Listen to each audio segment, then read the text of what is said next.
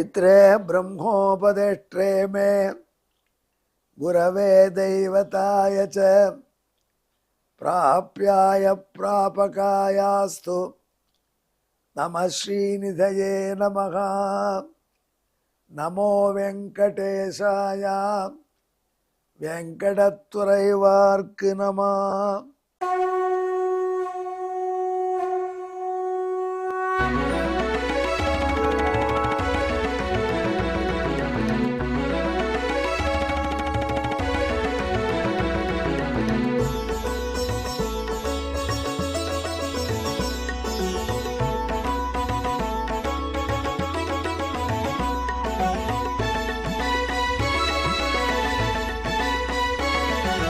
सहस्रनामं सहस्रनामं श्रीवेंकटेश सहस्रनामं सहस्रनामं सहस्रनामं श्रीवेंकटेश सहस्रनामं।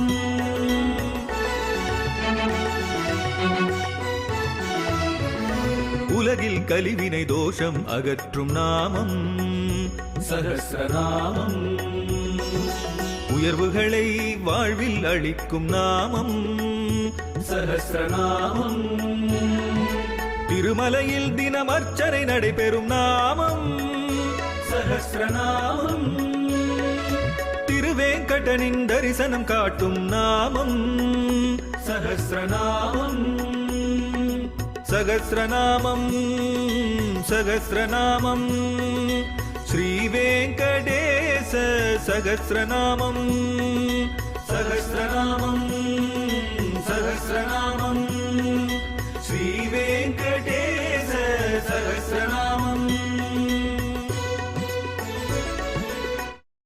அன்பர்களே, இப்பொழுது நாம் திருவேங்கடமுடையானுடைய 1008 திவ்ய நாமங்களில் 528வது திருநாமத்தை அனுபவிக்கப் போகிறோம்.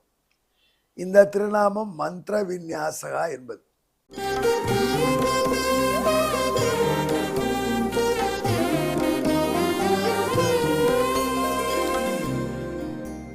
இப்போ மந்திரம் மந்திரம் என்று சென்ற சில மந்திரங்களிலே, அர்ச்சனைகளிலே, நாமங்களிலே அந்த மந்திரம் என்ற சொல் வருகிறத பார்க்கிறோம். ஒன்று மட்டும் நினைஞ்சில் கொள்ளுங்கள், மந்திரம் என்றால் ப்ரொடெக்ஷன், ப்ரொடெக்டர்னு அர்த்தம். யார் அதை ஒழுங்காக ஜபிக்கிறார்களோ அவர்களே அதை காப்பாற்றும். மந்தாரம் திராயத்தே இதி மந்திரகா என்று அதை விளக்குவார்கள் எட்டிமலாஜிக்கலாக. எட்டிமலாஜிக்கல்லாம் சமஸ்கிருதத்தில் ஒரு தனி சயின்ஸே இருக்குது. சிலதான் அதிசயமாக இருக்கும். அதாவது இந்த பெயர் ஏன் வந்தது, இந்த பொருள் இந்த சொல் எப்படி வந்தது அப்படின்னு ஆராய்ச்சி பண்ணுறத நிருக்தின்னு சொல்லுவாங்க. நிருக்தி என்பது தனியாகவே ஒரு சான்ஸ்கிரிட்டில் ஸ்டடி, அதிலேயே படிக்கணும். யாஸ்க பகவான் என்கிற மகரிஷி ஆரம்பித்து வச்சிருக்கார். ஒவ்வொரு வேதத்துக்கும் நிருக்தி இருக்கு. அந்த வேதத்தில் இந்த சொல் இந்த பொருளில் வருவது, எப்படி இந்த பொருள் வந்தது இந்த சொல்லுக்கு. சான்ஸ்கிரிட்டில் மாடுக்கு கௌகுன்னு பேர். ஏன் மாட்டுக்கு கௌன்னு பேர்? இங்கிலீஷில் கவுன்னு பேர். ஏன் கவுன்னு பேர்? கவு கவு, அவ்வளோதான். சான்ஸ்கிரிட்காரன் விட மாட்டான். மாடு என்பது எப்படி வருகிறது? கச்சதி தி கௌ, அது பாட்டுக்கு போயிட்டே இருக்கும் கால்நடையா. ஆகையினால அதுக்கு சென்று கொண்டே இருப்பதினால் கௌ என்று பெயர். உக்காண்டா கௌ இல்லையான்னு கேட்டான். கௌன்னு பெயர் வந்த பிறகு உக்காண்டா பாதகம் இல்லை. ஐஏஎஸ் பாஸ் பண்ணின பிறகு படிக்கலைன்னாலும் ப்ரமோஷன் வந்துட்டு இருக்கும். அந்த மாதிரி வச்சுங்களேன். இப்போ இந்த கௌ என்ற சொல் எப்படி வருகிறது என்று அந்த சொல்லை கச்சதி என்கிற வர்பிலிருந்து வரக்கூடிய நவுன்னு கண்டுபிடிச்சு கொடுக்குறாங்களே, இந்த மாதிரியான சயின்ஸுக்கு தான் நிருக்தம் என்று பெயர். இந்த சயின்ஸு வேதத்துக்கு ஒரு அங்கம். இந்த சயின்ஸையே டெவலப் பண்ணினார் யாஸ்க மகரிஷி. நமக்கு அவருடைய நிருக்தம் கிடைக்கிறது எத்தனையோ நிருக்தங்கள் இருக்கின்றன. யஜுர்வேதத்துக்கு ஒரு நிருக்தம் தனிங்கிறாங்க, ரிக்வேதத்துக்கு சில நிருக்தங்கிறாங்க. ஏன்னா அந்த வேதத்தில் வர சொற்கள் அவைகளின் அடிப்படை விளக்கக்கூடியதாக அவைகள் அமைகின்றன. இது ஒரு தனி சயின்ஸுக்கெல்லாம் லைஃப் முழுக்க போராது. அந்த மந்திரங்களிலே ஒவ்வொரு மந்திர பகுதியை வைத்து பகவானுடைய ஒவ்வொரு அங்கத்திலே நாம் தொட்டு பூஜை செய்யணும். மந்திர விநியாசம்னு பேர். நியாசம் பண்ணணும். இப்போ என்ன பண்ணுவாங்க, விக்கிரக பூஜை பண்ணணும்னா அந்த விக்கிரகத்தில் எம்பெருமானுடைய திருமேனியில் என்ன மந்திரத்தில் இந்தந்த எழுத்தை வைப்பார்கள், அக்ஷரநியாசம் பண்ணுவார்கள். இன்னும் பூஜை பண்ணுறதுனா சும்மா அப்படி மணி அடிச்சுட்டு வர்றதில்லை, அதில் பெரிய சயின்ஸ் இருக்குது. அந்த அக்ஷரத்தில் வயிற்றில் ஒரு எழுத்தை வைக்கணும், அதுக்கப்புறம் தொடையில் ஒரு எழுத்தை, அந்த மந்திரம் அவனுடைய திருமந்திரத்தில் ஒரு எழுத்தை வைக்கணும், திருவடியில் ஒரு எழுத்தை வைக்கணும், அப்புறம் கண்ணில் ஒரு எழுத்தை வைக்கணும், அப்புறம் மூக்கில் ஒரு எழுத்தை வைக்கணும், மூவாக்கட்டை மேலே, இந்த மாதிரி சொல்லியிருக்கு.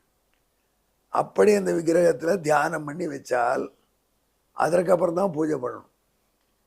அப்படிப்பட்ட பூஜை பண்ணுற விக்கிரகங்களுக்கு வலிமை அதிகம். அந்த விக்கிரகங்களை பூஜை பண்ணினால் நமக்கு நல்லது கிடைக்கும். திருவேங்கடமுடையான் விக்கிரகமெல்லாம், மூல விக்கிரகமெல்லாம் சுயம்பு விக்கிரகம், தானே பகவானை ஆவிர்பவித்த விக்கிரகம். அதனால தான் அங்கே ஏதாவது 1-2 குறை இருந்தாலும் பகவானை அட்ஜஸ்ட் பண்ணிடுவான். நாமே பிரதிஷ்டை பண்ணும்பொழுது இன்னும் எச்சரிக்கையாக இருக்கணும். திருவேங்கடமுடையானுக்கு இருக்கக்கூடிய சாநித்தியம் அவ்வளோ பிரமாதமாக இருப்பதற்கு காரணம், அந்த காலத்திலிருந்து வைகானச பட்டர்கள் அப்படி அவனுக்கு பணிவிடை செய்தார். கோபிநாத பட்டர் பணிவிடை செய்தார். ஆகினால தான் திருவேங்கடமுடையானே வார்த்தை சொன்னான், விகனச கோபி, உன் குலத்திலே பிறந்தவர்கள் என்னை தொட்டு பூஜை பண்ணால்தான் என் பூஜை நிறையும். அப்படி அந்த ஒருத்தர் பண்ணின புண்ணியத்தை ஒரு குலத்துக்கே கொடுத்துட்டான் திருவேங்கடமுடையான். அதனால இன்னும் வைகானச பட்டர்கள் பணிவிடை செய்கிறார்கள் பார்க்கிறோம். இந்த மந்திர விநியாசம் பண்ணி பண்ணி அவனுடைய திருமேனிக்கு வலிமை ஊட்டுகிறார்கள் பட்டர்கள். அதற்கு ஆகம சாஸ்திரங்கள் துணை வைத்து செய்கிறார்கள். ஆகையினால அவனுக்கே மந்திர விநியாசன்னு பேர். முறைப்படி மந்திரங்கள் எவரிடம் வைக்கப்பட்டிருக்கின்றனவோ அவன் மந்திர விநியாசன். அந்த மந்திர விநியாசனுடைய எம்பெருமானுடைய அருள் நமக்கு இருந்தால் நாம் நிச்சயமாக தூய்மை அடைந்து நல்ல பதத்தை பெறலாம். அந்த விக்கிரகமும் நமக்கு சாநித்தியத்தினால் அந்த விக்கிரகத்தை வழிபடும் பொழுது நல்ல வலிமையான பலன்கள் கிடைக்கும். இதை அந்த எம்பெருமானுடைய விக்கிரகத்தில் இந்த மாதிரி பல ஆண்டுகள், ஆயிரக்கணக்கான ஆண்டுகள் வைகானச பட்டர்கள் பூஜை பண்ணியிருக்கா. ஆகினால திருவேங்கடமுடையான் இன்னைக்கும் ஜொலிக்கிறான். இன்றைய தினம் நாம் செய்யக்கூடிய சிறு பிழைகளையும் மன்னித்து கொண்டிருக்கான். அவர்களுக்காக பெருங்காய வச்ச பெட்டிங்கிறாங்க.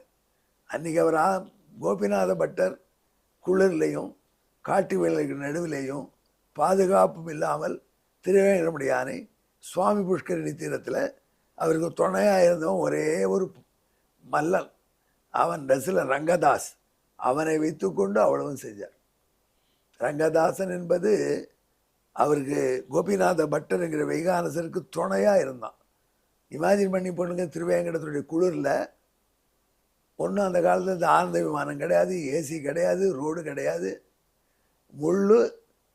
முள்ளும் கல்லும் மண்டிக்கூடிய பாறை மலை, ஒரே குளிராக இருக்கும். அந்த குளிரில் சுவாமி புஷ்கரில் ஸ்நானம் பண்ணிவிட்டு வந்து வைகானச பட்டர் திருவாராதனம் பண்ணணும். அவர் பண்ணுறதுக்குள்ளே மாலை வரணும். ரங்கதாசனுடைய வேலை.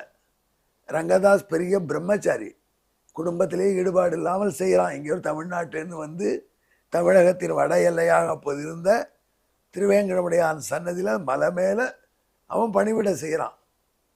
ஆனால் உலகன் ரங்கதாஸ் மாலையை கொண்டு வரல. ஒரு நாளைக்கு பெருமாள் ரெடி ஆகிட்டார், தோமாலை சாத்தணும்.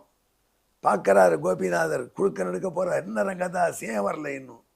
அப்புறம் மெல்ல ரங்கதாஸ் வந்தான். 2 மாலை தான் உழுந்தான். ஏண்டா மாலை இத்தனை பண்ணுவே என்னாச்சுன்னார்.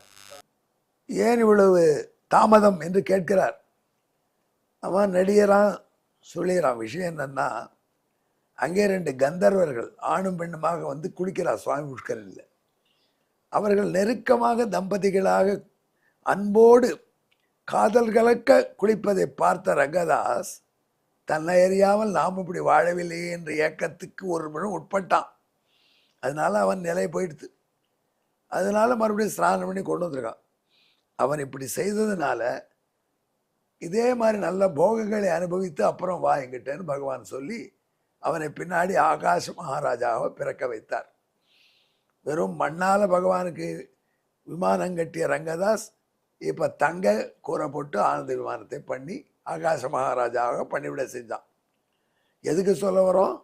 அன்றைய தின சூழ்நிலையில் அப்படி இவர் மந்திர விநியாசம் பண்ணி பணிவிடை பண்ணினார்கள். அதன் பயனாக இப்பொழுது திருவேங்கடமுடியான் இப்படி நமக்கு கேட்டதையெல்லாம் தந்து எல்லாத்தையும் கொடுத்து அருள் செய்கிறான். அப்படி அந்த மந்திர விநியாசம் ரொம்ப முக்கியம். அந்த மந்திர விநியாசத்தால் அந்த திருமேனி அவனுக்கு இருப்பதனால தான் அவனுக்கு மந்திர விநியாசன் என்றே திருநாமமாம். அதை நாரத பகவான் சொல்றார். இதற்கு பின்னணியான ஸ்லோகம்.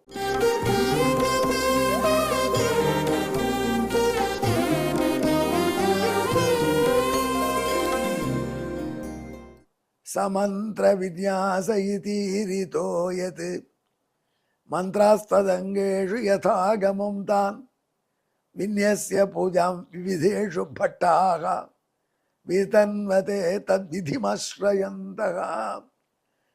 இந்த முறையான முத்திரைகளோடு ஆகமம் சொன்னியபடி மந்திரத்தினுடைய அக்ஷரங்களை திருமேனிலே விநியாசம் பண்ணி பட்டர்கள் பூஜை பண்ணுவதினாலே எம்பெருமானுக்கு மந்திர விநியாசன் என்பதாக திருநாமம். இதற்கான தமிழையும் சொல்கிறேன் கேளுங்கள்.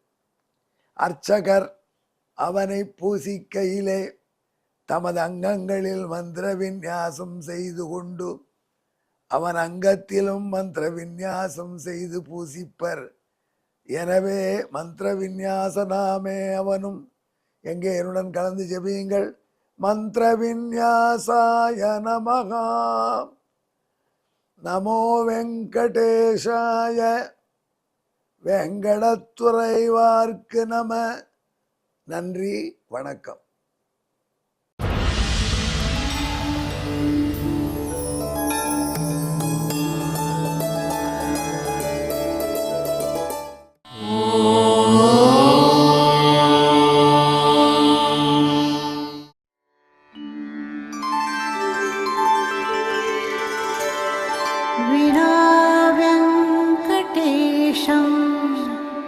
ननाथो ननाथः सदा वेङ्कटेशं स्मरामि स्मरामि.